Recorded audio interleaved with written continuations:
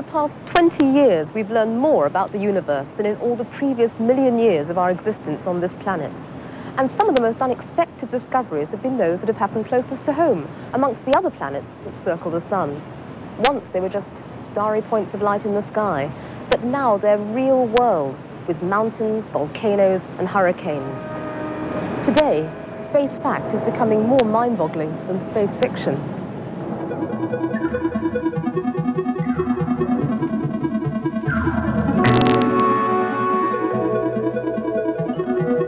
At the beginning of my scientific career, which wasn't terribly long ago, there was only one planet in the solar system known to have rings.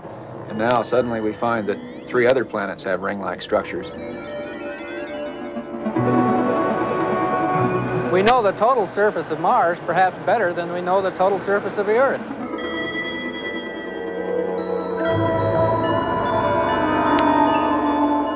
Astronomers are now able for the first time to search the region just beyond the solar system, the outer limits of the solar system, to find out what is there. I believe there is a 10th planet in the solar system, and I feel I have a pretty good idea where it is. If somebody were to ask me the question whether there's life in the universe other than on the Earth, the answer is undoubtedly yes. But where?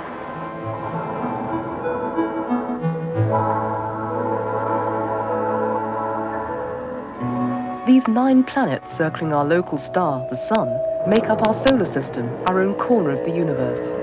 All through history, our horizons have been limited, confined to just one planet, Earth. But now we can travel through space and at last meet our fellow planets as worlds in their own right. And that would have been something which would have been beyond fantasy to those first people who looked at the stars so very, very long ago.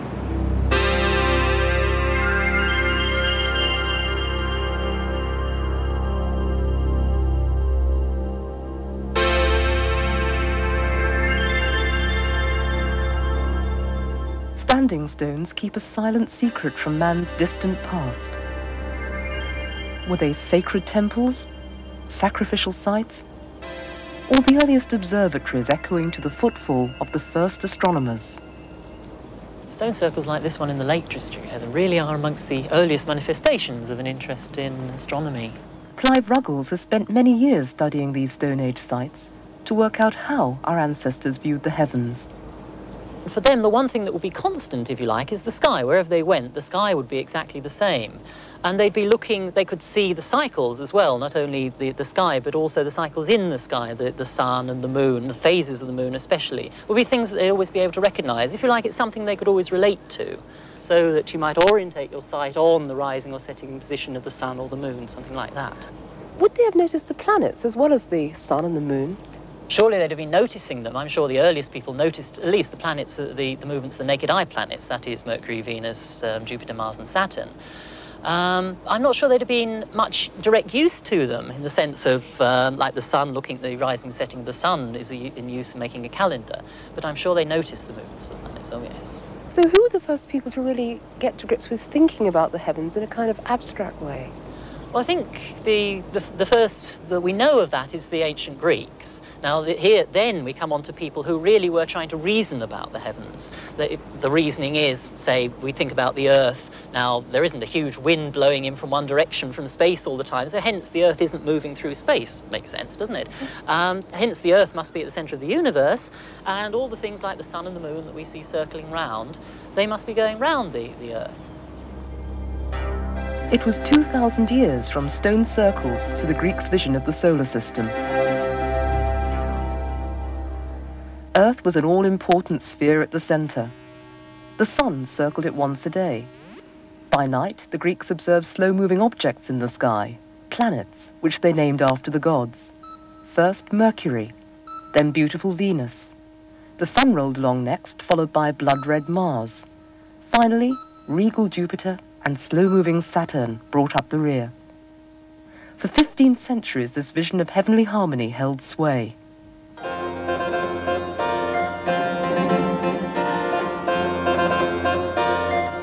16th century Europe was a jewel in the crown of civilization. Art, architecture, music and literature flourished in a way which had not been seen since the days of the Greeks. Scholars had adopted the Greek view of the universe, which, by fortunate coincidence, echoed the Church's view of the order of things. And order is what the Renaissance Church maintained. It severely punished anyone who stepped out of line. But in this Florentine house, 400 years ago, lived a man who spoke with the courage of his convictions and turned the world on its head. I went there with Carol Stott, curator of astronomy at the Old Royal Observatory at Greenwich. And she told me about the first man to look at the planets in close-up. The man was Galileo, and what he did was to use the newly invented telescope to look up at the heavens. He'd heard about it from the Low Countries, and he thought, I really rather fancy one of those instruments, so he made himself one.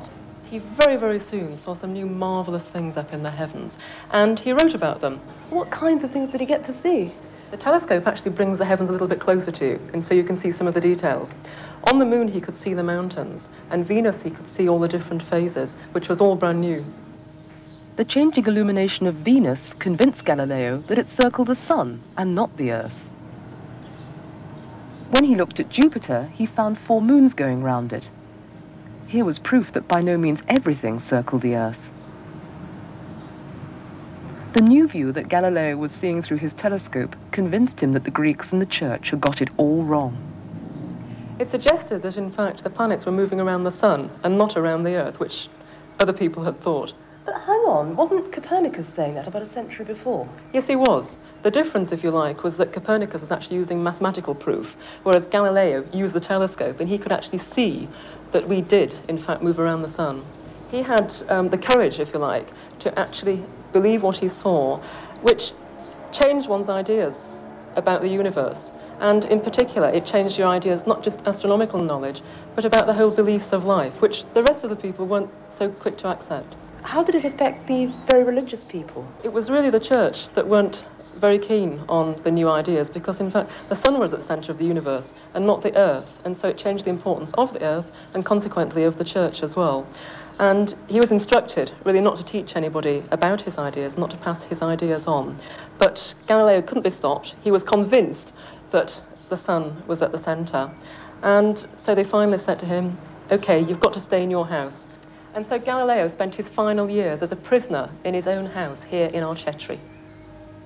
But in the end, it had to be admitted that Galileo was right and that everyone else had been wrong. And just like Galileo said, the sun is in the centre of the solar system, and we're just one of the planets circling it. And that's pretty much how we see things today, except that astronomers will keep on making discoveries.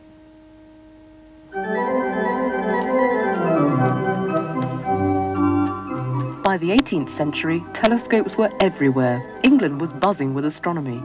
Professionals observed at the newly built Royal Observatory in Greenwich, while amateurs sketched the heavens from their backyards. One man who really caught the bug was William Herschel, a musician by day and at night an avid stargazer. Although an amateur, William was to become famous. His telescopes are still housed at Greenwich, and I asked Carol Stott to tell me about him and his work. There were other people, many people in fact, like there are today, looking through telescopes and enjoying the heavens. But William was a little bit different. He was out every night. He was a giant amongst astronomers. Quite fantastic. So what did William find in his immense survey of the heavens? He was looking at stars, as I said, and in particular at double stars. But one night he saw something that moved. When he first saw it, did he think he had in fact discovered a planet? No, he didn't. The very first thing that he thought was he discovered a comet, because to discover a planet was really quite fantastic. You just couldn't imagine that. Nobody had done it before, and nobody was expecting to discover a planet. And he only accepted it some time later when everybody else said to him, it really is a planet, it's something absolutely new. At a stroke, Herschel's new planet doubled the size of the solar system. They thought of calling it Planet Herschel, or George's star to keep the king happy.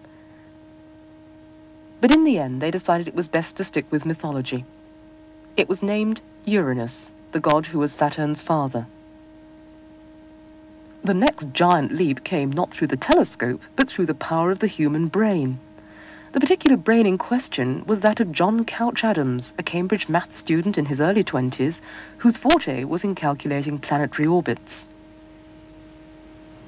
A century and a half on, I visited Cambridge to talk to one of his modern counterparts. Conrad, how was the next planet out discovered? Well, people looked at Uranus and they found that it wobbled a bit. So a Cambridge maths student like me made some calculations. Just like you. When was this? This was about 1846. And he predicted that there had to be another planet which caused the wobbling in Uranus's orbit. Was that easy to do? No, it's really rather tricky. Didn't have computers in those days. No, it was all by hand. His calculations not only predicted the existence of another planet, but they told astronomers where to look. A brief telescope search pinpointed it just where Adams had predicted. It was called Neptune, and it brought the total number of planets to 8. The solar system grew again, but did Neptune mark its outer boundary? When astronomers found that Neptune, in its turn, was being pulled out of position, the search was on once more. Telescopes again scanned the skies for a mystery planet. One big observatory in Flagstaff, Arizona, was specially built by a rich American, Percival Lowell, to track it down. Long after Lowell's death, the search bore fruit. And Clyde Tombaugh, now 80 years old, is the only person alive to have discovered a new planet. I was an amateur astronomer, and I had made drawings of Mars and Jupiter with my homemade 9-inch telescope and sent them to the Low Observatory, and they were impressed with their quality and invited me to come out on the staff. Clyde, then 25, spent every night in the chilled telescope dome photographing the sky. By day, he would work at comparing the positions of stars on huge glass photographic plates. Thousands of plates and millions of star images later, Clyde finally found 2 which showed a point of light shifting against the background. After years of searching, planet number 9, Pluto, had at last come to light. Clyde, you're the only person alive to have discovered a planet, Pluto. How did you feel when you found it? Well, it was terrific, because when I turned that one field in, I immediately spied it, and I knew from the amount of shift, knowing the interval of the plates and the scale of the plates, I knew instantly that the object was far beyond the orbit of Neptune. I knew it instantly. And it was a terrific thrill. In fact, so thrill I practically shook with excitement. And I thought, oh, I'd better check this with the third plate. I might be fooled. So I got out the third plate, and the image was in the correct position there, and then I was 100% sure. Terrific. Clyde Tombaugh's discovery, made in 1930, completes our picture of our neighborhood in space. The Sun and its planets form a family group. Pluto marks its outer boundary. Then from Neptune, we go inwards towards Uranus, Saturn, and Jupiter, 4 huge worlds made almost entirely of the gas they snatched around themselves at birth.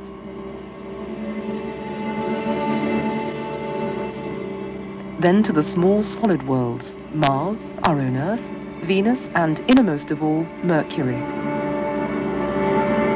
At the center of things is the all-powerful Sun, our star.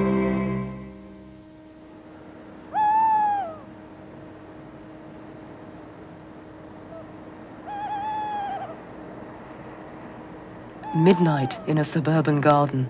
The Cook family are up late, again. Tony, can you really see much through a cheap pair of binoculars like those? Yes, you can see star clusters, comets, variable stars. Wow. You can also do quite a lot of work using the naked eye. But if you really want to do detailed work, you have to use a telescope such as my mother has got. Gosh, that's neat. Is that the kind of thing you can just buy in a local shop down the road? Oh, yes, indeed. It's a 2-inch refractor. The light collects from the lens, and you can see a lot of detail on the moon, craters and the mountains, and you can see the rings of Saturn and the 4 satellites of Jupiter and the phases of Venus. But if you want to see real detail on the moon, then you need a bigger telescope like the reflecting telescope my husband has. Oh, look at that. That's fantastic. How big is that one, Jeremy? It's a 12-inch telescope. It's a Newtonian reflector telescope. It's got a big mirror at the back, and it's got quite a high magnification.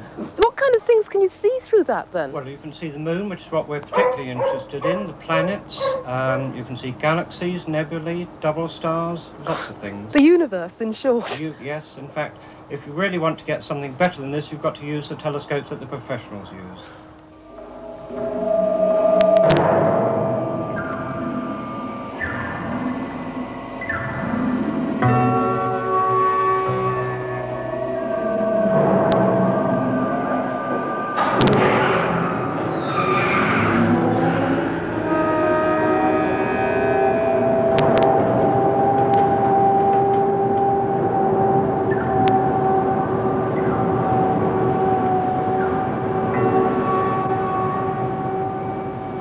40,000 feet above the dust and heat of Tucson and high above the deserts of Arizona sit the clustered domes of Kitt Peak Observatory, the world's largest collection of astronomical telescopes.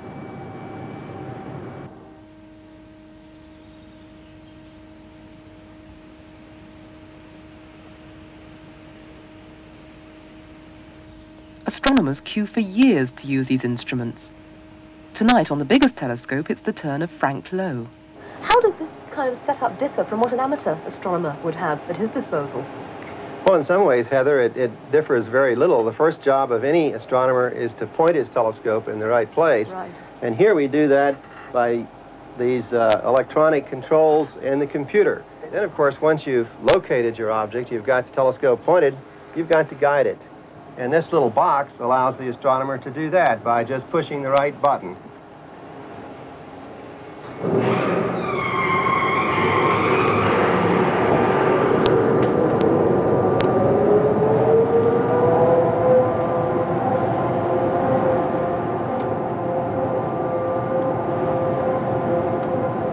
We never look through these big telescopes anymore. We always use electronic devices.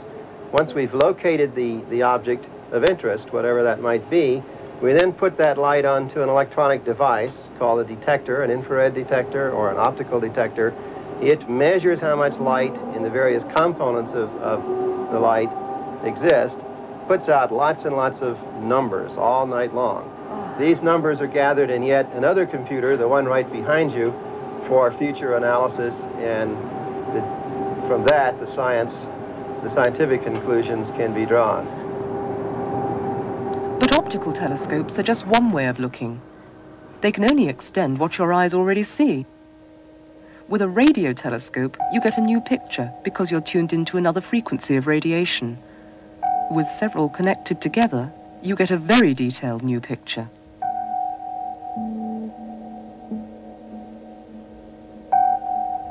And here, on the cattle plains of New Mexico, the 27 radio telescopes of the Very Large Array gang up to get a view of the universe unaffected by clouds, rain, and even daylight. Jupiter through radio eyes. The red blobs are part of a magnetic field thousands of times stronger than Earth's. A different frequency reveals Venus's hotspots, which may be active volcanoes.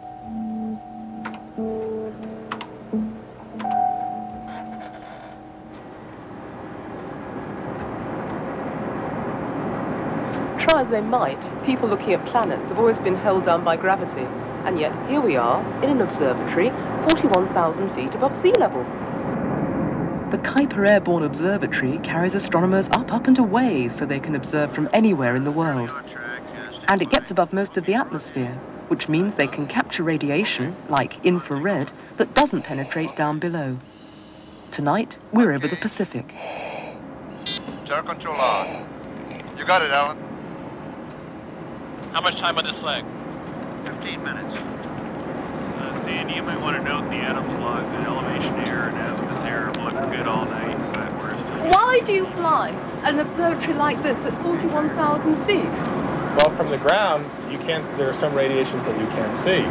In the infrared from the ground, it's like it's cloudy all the time, and so we get up to this altitude to get above it. It's nice and clear. Well, you might say that. We can't see much through the roof of this aircraft, but you have got a telescope on board, haven't you? That's right. There's a 3-foot telescope that looks out through a hole in the side of the airplane. What are you looking at the moment? At the moment, we're looking at Venus. In the atmosphere of Venus, there's a lot of sulfur dioxide, which mixes with water and produces sulfuric acid. We're going to look for the sulfuric acid.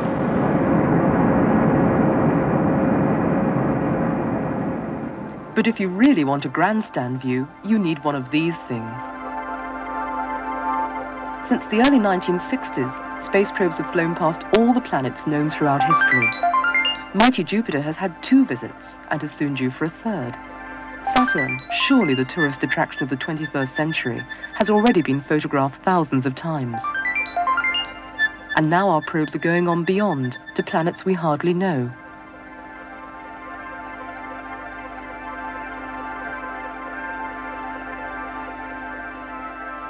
This space eye view is a simulation, but the probes have sent back real photographs. Thousands of space probe images were strung together to make this movie of Jupiter rotating. Some of the weirdest places we've seen are Jupiter's moons. Some are cracked balls of dirty ice. One is hot and riddled with active volcanoes. Saturn's rings are like a swarm of millions of moons. Under space probe scrutiny, they're more complex than we could ever dream. For contact. Gonna let her down. You level off. But there's no substitute for actually going there. Let her on down. Okay, 6%, plenty fat. Contact. Stop. Move. Wow! Oh, man! Oh, the run is finally here, Houston. Fantastic. Hey, John, this is perfect with the LIM and the rover and you and Stone Mountain and the old flag. Come on out here and give me a salute. Big Navy salute. Since 1969, 12 men have walked on the desolate plains of our moon. It's been a dress rehearsal for our future trips to the planets. The moon's lack of atmosphere makes it ideal as an observatory site. Through the lens of an ultraviolet camera, Earth's magnetic field shines with the glow of energetic atomic particles. The camera reveals gas clouds in space, poised to form stars. And in the dark lunar skies, it's not just the American flag that's star-spangled. But why look? Why go there? Why spend all this money on something that hardly touches on people's lives? Astrogeologist Hal Mazursky. We think, in fact, the study of the planet very directly bears on people's lives. We think the planets are ready-made laboratories where we can study things that might happen on the Earth. We've worried about pollution and dust in the atmosphere. We can look at a giant global Mars dust storm and measure exactly what it does to the surface of Mars. People have worried about acid rain. We can study the Venus atmosphere where the clouds are pure sulfuric acid. In this way, we have this laboratory where we can study these effects without undergoing these terrible things that might happen on the Earth. By studying the planets, we might be able to ensure our survival on the Earth.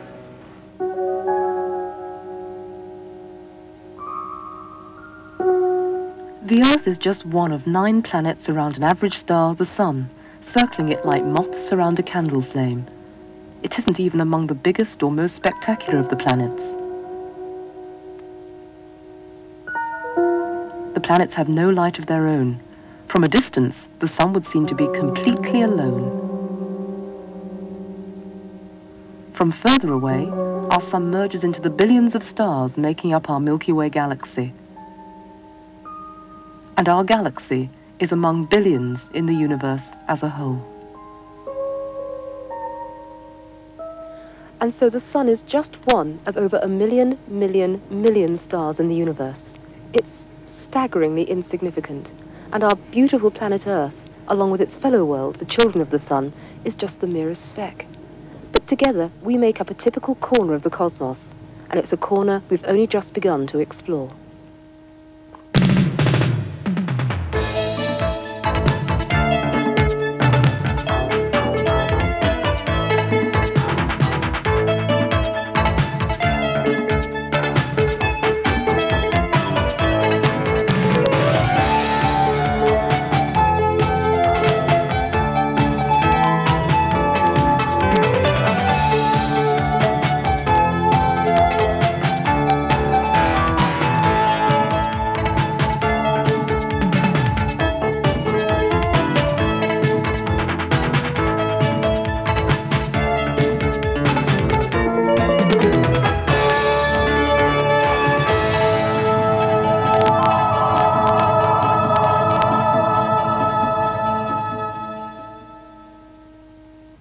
Dit is het boek bij de serie De Planeten. Het kost 45 gulden en u kunt het bestellen door dat bedrag over te maken op Giro 54 42 32 van Teleac in Utrecht. Het boek wordt u dan thuisgestuurd. Zo'n boek is ook verkrijgbaar bij de boekhandel. Voor België is de bestelwijze zo: 855 frank overmaken op rekeningnummer 3x0 056 85 02 82 ten name van Teleac in Antwerpen. Dan nu de inhoud van het eerste radioprogramma. Ongeveer 5 miljard jaar geleden werden de planeten en de zon gevormd uit een enorme wolk van gas en stof. In het midden ontstond een zware bol. De rest van de wolk trok samen tot een schijf. Op verschillende plaatsen verdichtte het gas zich. Deze verdichtingen waren de voorlopers van de kinderen van de zon, de planeten. Ze trokken verder samen, waarbij grote hitte vrijkwam.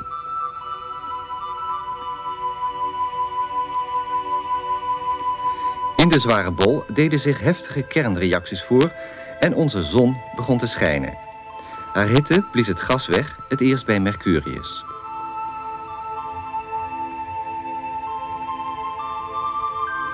Terwijl deze kleine planeet nog nagloeide, werd ze geteisterd door een waar bombardement van rotsblokken.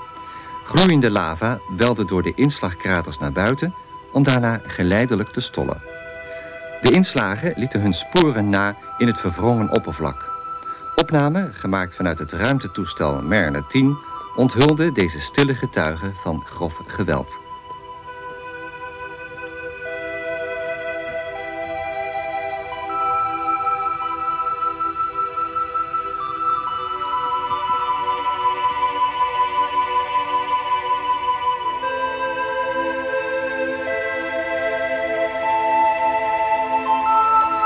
Het pokdalig uiterlijk toont grote overeenkomst met onze eigen maan. We ontdekten op Mercurius de helft van een enorme krater, honderden kilometers groot. Dit Calorisgebergte is het gevolg van de inslag van een kleine planeet.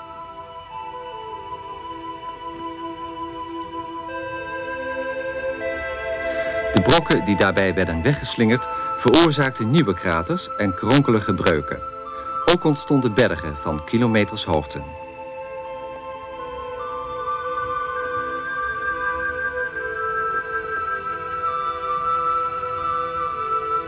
Terwijl het binnenste van Mercurius geleidelijk afkoelde, trok deze kern verder samen. Hierdoor brak het oppervlak op tal van plaatsen. Deze aardbevingen, of liever Mercuriusbevingen, moeten de planeet tot in haar voegen hebben doen trillen. Daarna regende voor de laatste maal tal van brokstukken uit de ruimte neer. Oude kraters werden zo deels door nieuwe uitgewist. Na dit geweld verloor Mercurius alle activiteit. Haar oude oppervlak bleef voor miljarden jaren onberoerd tot op de dag van vandaag. Deze evolutie van Mercurius vormt een van de fascinerende gespreksonderwerpen in het radioprogramma dat bij deze uitzending hoort. Teleac, Radio 5. Voor recent nieuws over een lang vervlogen verleden.